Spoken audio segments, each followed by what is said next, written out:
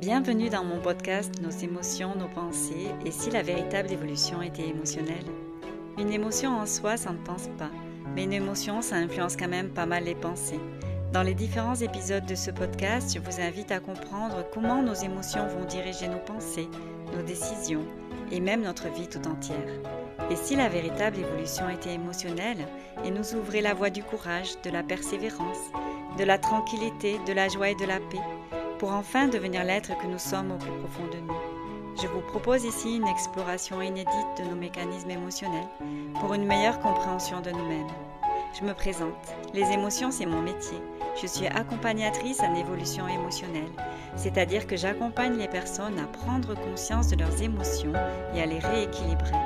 Les émotions, ça me connaît, pas seulement celles des autres, les miennes, nombreuses, variables, désespérantes, joyeuses et j'en passe.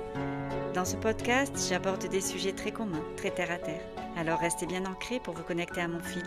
Nous allons ensemble ouvrir la porte qui mène à la dimension émotionnelle de notre monde.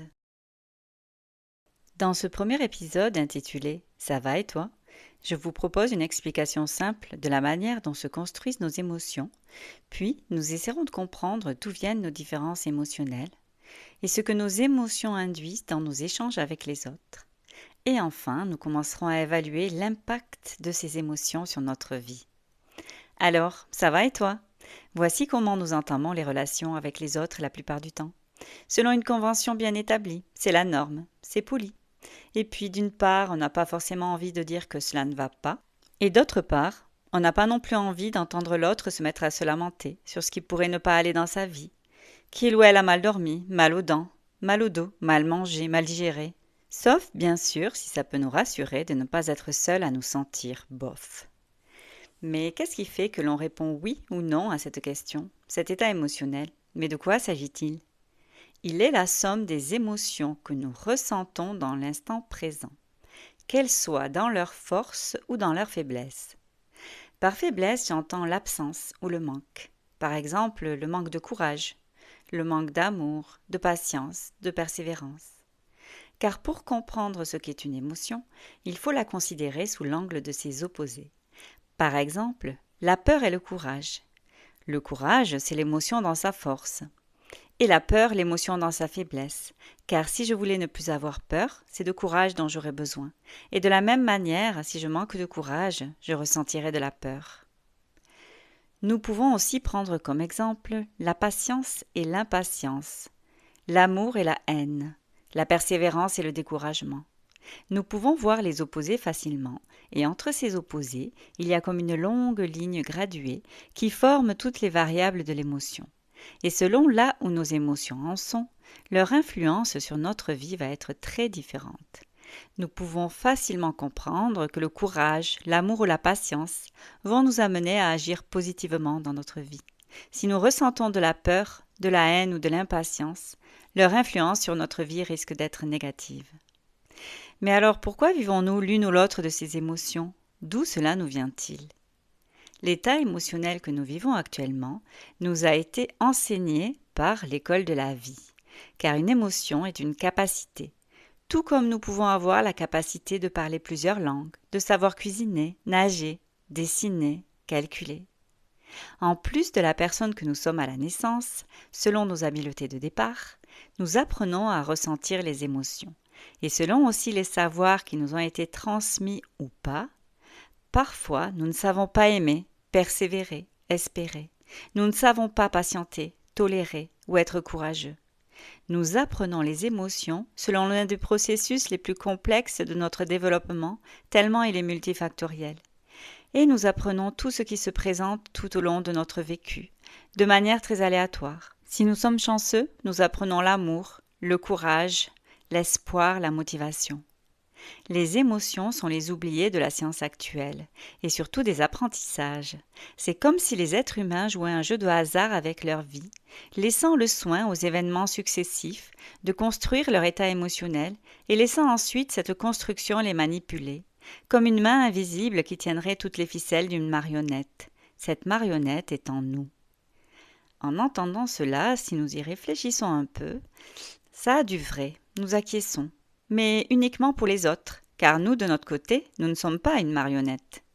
et nous pensons tous la même chose, que tous les autres peuvent effectivement bien ressembler à des marionnettes. Tout le monde, oui, sauf nous. C'est cela aussi que fait cette main invisible au-dessus de nous.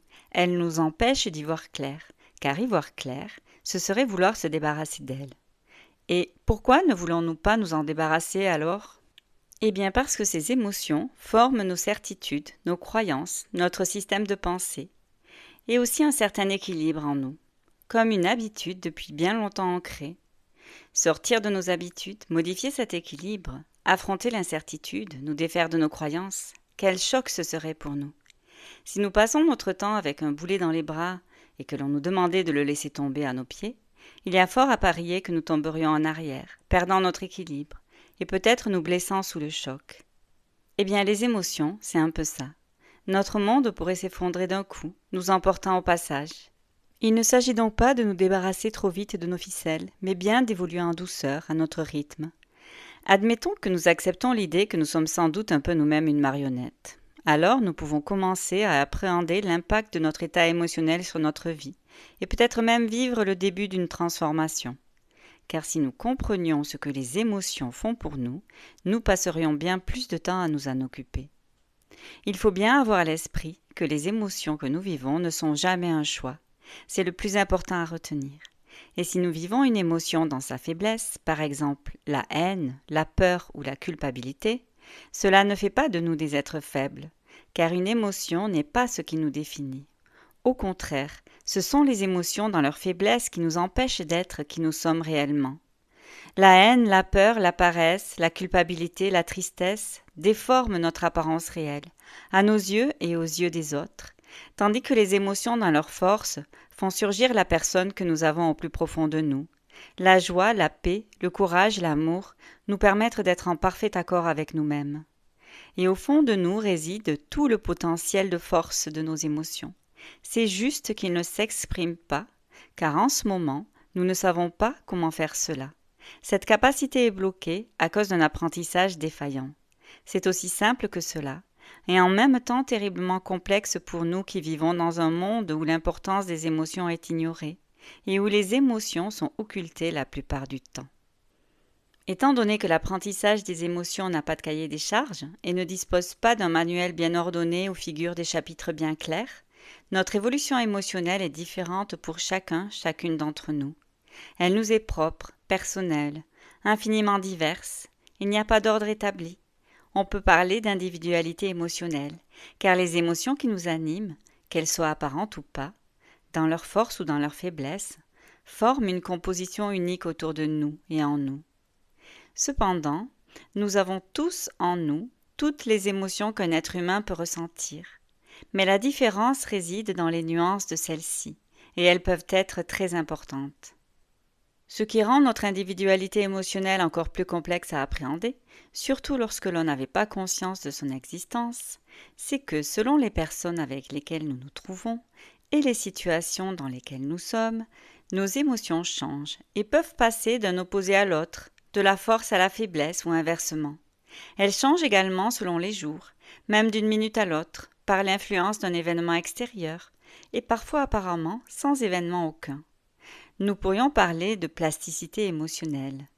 D'ailleurs, si le rééquilibrage de notre état émotionnel est possible, c'est bien parce qu'il est plastique. Ce qui nous empêche de prendre conscience de l'importance de cet état émotionnel dans nos vies, et donc d'explorer et de rééquilibrer les émotions qui en auraient besoin, c'est l'absence de reconnaissance de ce qu'est une émotion. Déjà, ce mot émotion, il a quand même une connotation négative. Peut-être que ce n'est pas ce que nous ressentons personnellement, mais il est souvent associé à la tristesse, aux larmes et à de la faiblesse. Comme nous l'avons vu, en réalité, une émotion varie de la faiblesse à la force et de la force à la faiblesse. Lorsque l'émotion est équilibrée, elle nous ouvre la voie à tout son potentiel. En témoignent les émotions du courage, de l'amour, de l'espoir, de la persévérance, de la joie, de la paix, et toutes celles que je ne nommerai pas ici car la liste est longue. Alors, réduire le mot émotion aux larmes, c'est comme si l'on pensait que la nourriture c'est du pain, ignorant toutes les autres textures et toutes les autres saveurs. C'est notre individualité émotionnelle qui est à la base de notre rapport à nous-mêmes et de notre relation au monde. C'est par nos émotions qu'une interface avec l'autre et avec nous-mêmes se met en place. Plus nous vivons des émotions dans leur faiblesse, plus l'interface nous empêche de voir l'autre tel qu'il est, et plus elle nous empêche de nous voir tels que nous sommes. Il en résulte une grande incompréhension. Cette interface est la somme de nos ressentis émotionnels dans l'instant présent. Elle nous offre toujours une perception déformée de la réalité. Non seulement nous pouvons souffrir de ressentir de la colère, de la tristesse ou du désespoir, mais en plus ces émotions vont directement s'opposer à notre liberté de choix, car en nous offrant une vision déformée de ce que nous vivons, les décisions que nous prendrons seront influencées. Nous pensons mener notre vie librement et la manière dont nous la vivons, alors que ce sont nos émotions en souffrance qui dictent beaucoup de nos actions et qui sont à l'origine de nos choix. Si nous vivons avec des émotions équilibrées, les choix qui seront faits dans la paix, dans la joie et dans l'espoir seront certainement tout à fait différents et sans doute bien plus épanouissants pour nous. Regardons maintenant de plus près comment une émotion nous impacte. Prenons par exemple la peur. Si nous paniquons à la vue d'une araignée, nous risquons de faire n'importe quoi, et cela peut avoir des conséquences importantes. Admettons que nous remarquons une araignée au plafond de notre voiture alors que nous sommes en train de conduire. Si nous en avons la phobie, notre vie est clairement en danger. Mais ce n'est pas l'araignée qui est à l'origine du danger, c'est notre peur. Ce n'est pas non plus l'araignée qui nous fait souffrir, c'est bien notre peur. Si nous n'avons pas peur des araignées, nous ne courons donc aucun danger et n'endurons aucune souffrance non plus. En règle générale, tant que la source de notre peur ne nous apparaît pas, l'émotion de la peur ne fera pas surface. Donc, si nous ne voyons pas la source de notre peur, nous vivons très bien. Nous pouvons même être très courageux dans d'autres aspects de notre vie, même risquer notre vie pour sauver celle des autres. Nous pouvons donc vivre avec, en nous, la force et la faiblesse d'une même émotion, selon les situations dans lesquelles nous nous trouvons. Et il en est de même avec l'ensemble de nos émotions.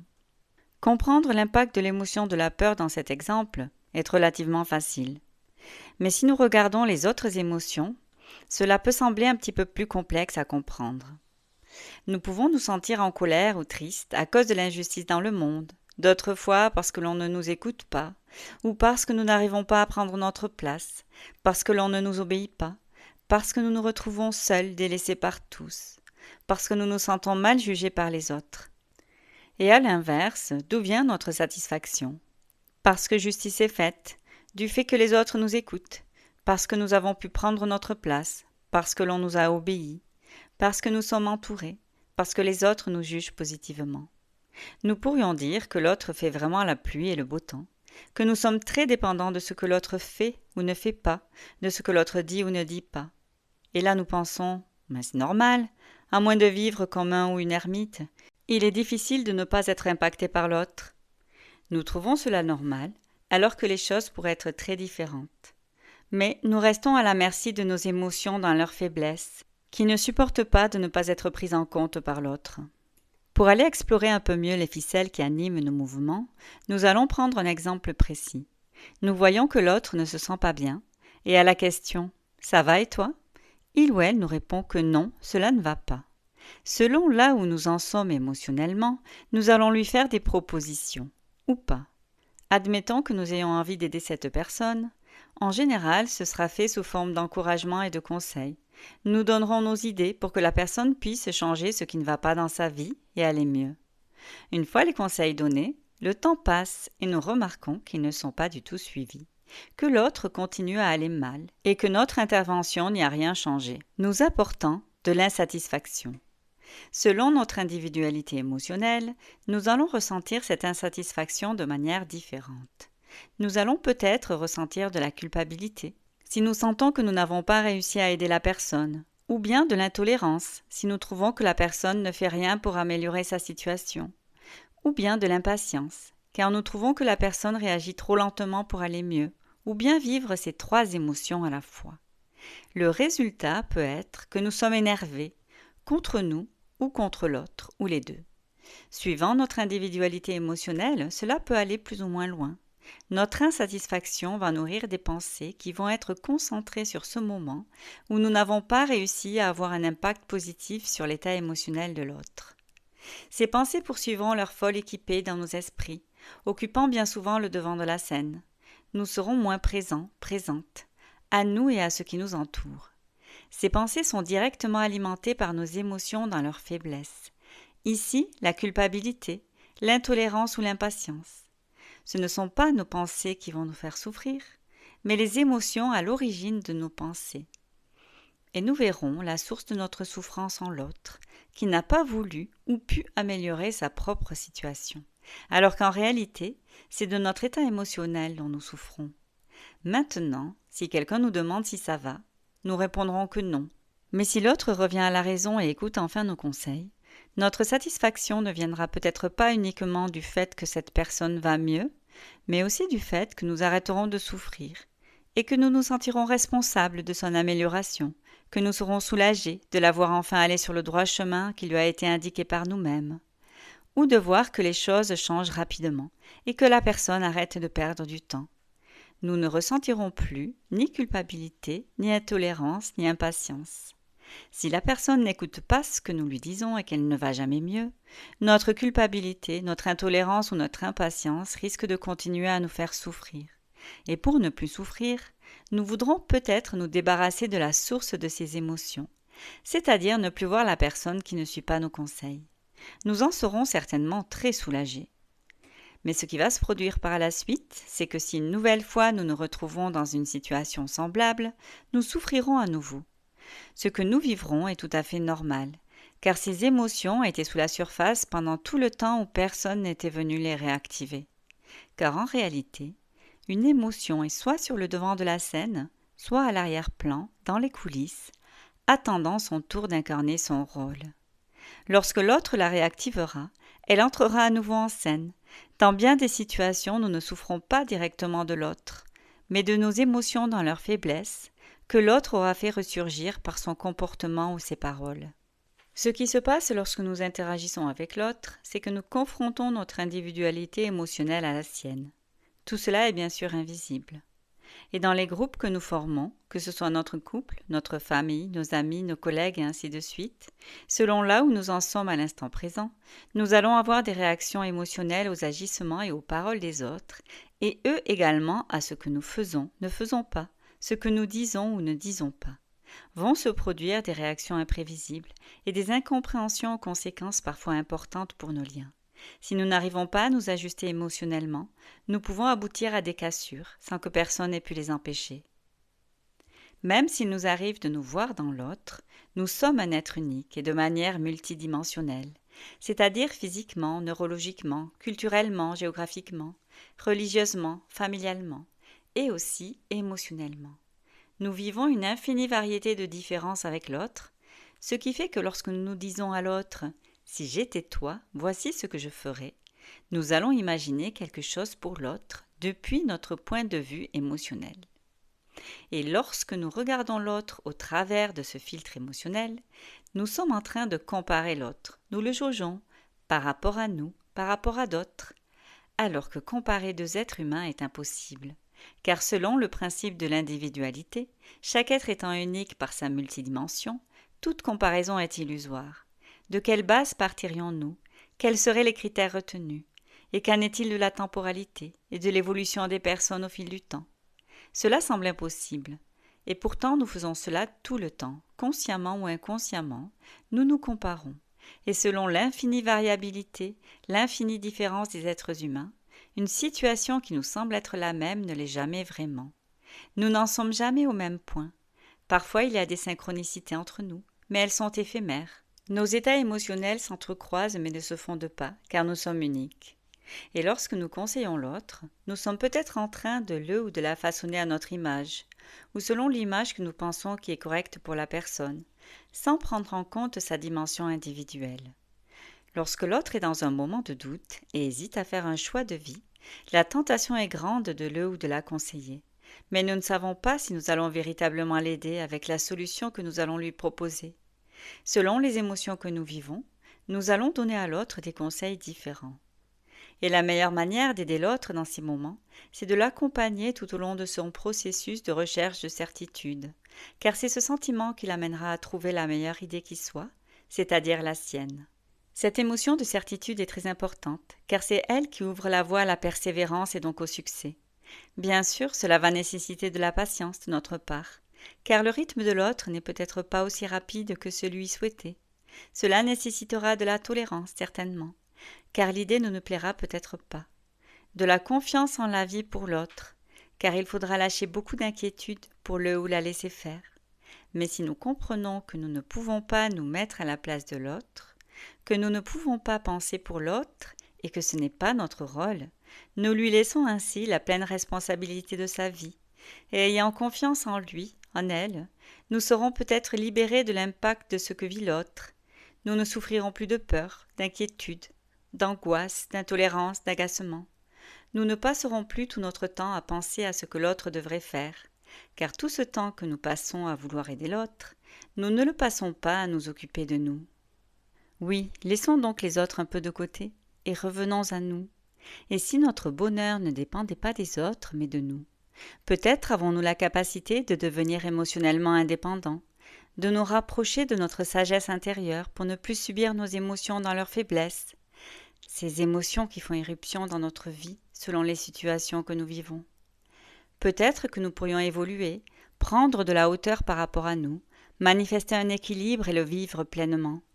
Et si c'était cela, grandir? Et si la maturité était aussi émotionnelle? Et si en tournant notre regard vers notre intériorité, vers soi, c'était comme faire le premier pas d'une relation équilibrée à l'autre? Comprendre que si nous allons bien, si nous ne réfléchissons plus selon les émotions qui nous étreignent, nous libérons notre esprit et nous pourrons peut-être être plus présents à ce que nous faisons, à nous, aux autres, et plus libres d'être et de penser. Ce premier épisode touche à sa fin. Certains passages vous ont peut-être fait penser à des situations que vous vivez, ou à ce que vivent une ou plusieurs personnes de votre entourage. Mais ne vous méprenez pas. Penser à l'autre et à ce qu'il ou elle pourrait faire évoluer dans sa vie est le plus grand risque que nous prenons, car cela nous empêche de prendre conscience de notre propre état émotionnel. Cela nous éloigne du but recherché, qui est de se comprendre soi, d'œuvrer pour faire grandir nos forces émotionnelles afin qu'elles nous portent tout au long de notre vie. Si ce qui a été dit vous a peiné de quelque manière que ce soit, que cela a mis sur le devant de la scène une émotion nouvelle pour vous, ou bien déjà connue, si vous avez ressenti de la culpabilité, des regrets, de la tristesse, de la colère, alors gardez espoir et rappelez-vous que cet état n'est pas ce qui vous définit. C'est juste l'interface entre la personne que vous êtes réellement et la réalité du monde qui vous entoure. Notre passé est, nous ne pouvons pas le modifier. Notre futur sera. En lui résident toutes nos potentialités. Et c'est dans notre présent que ce futur très proche ou lointain se construit, avec nos forces et nos faiblesses, avec les leçons que nous avons pu apprendre tout au long de notre vie, avec tout ce que nous continuons à apprendre au fil des jours. Chaque épisode qui suit est là pour illustrer la manière dont nous pouvons évoluer émotionnellement. Dans le deuxième épisode de ce podcast, je vous propose d'explorer notre relation au bien et au mal et comment cela se met en place dans nos vies. Cela nous permettra peut-être de regarder notre parcours et celui des autres sous un jour nouveau et de comprendre pourquoi et comment nous jugeons les autres et nous-mêmes. Nous parlerons de culpabilité. Nous pourrons ainsi explorer ce territoire parfois si large en nous qu'il apparaît presque comme la normalité. Et oui, nous pouvons nous en défaire. Je vous présenterai les mécanismes de cette émotion. Nous remonterons à son origine pour mieux cerner l'imposture qu'elle représente. Merci pour votre écoute et pour ne rien manquer, n'oubliez pas de vous abonner. Si vous avez aimé ce podcast, n'hésitez pas à le liker et à le partager. À très bientôt.